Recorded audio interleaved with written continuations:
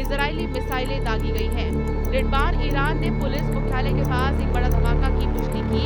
ऐसा लग रहा है कि इजरायल और ईरान दोनों देश इस समय युद्ध के मुहाने पर खड़े हैं। तीरू हवाई इलाके में मिसाइलों से हमले के बाद कई इमारत धराशायी हो गई हैं। हमलों में जानमाल की नहीं आई है।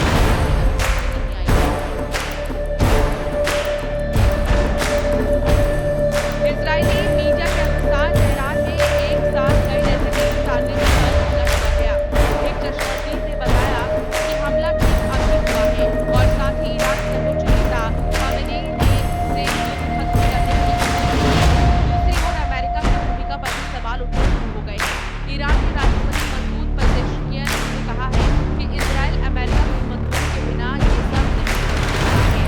बता दें कि पिछले दिनों भी इजरायल ने 200 जंगी जेट से ईरान को मारूफ बनाया था। जवाब में ईरान ने भी 200 बैलिस्टिक मिसाइल की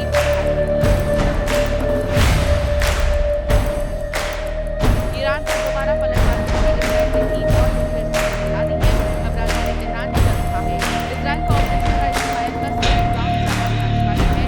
नेतन्याहू युद्ध को जल्द खत्म करने के मूड में नहीं है, तो वहीं ईरान भी झुकने को तैयार नहीं है।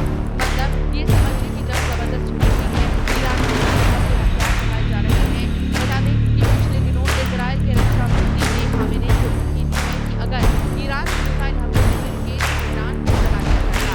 यही नहीं, ईरान का एक भी परमाणु अड्डा इजरायल अभी तक सलामत नहीं रहने देगा। ईरान के मिसाइल हमले के जवाब में इजरायल ने जो पलटवार किया है वो खौफनाक है।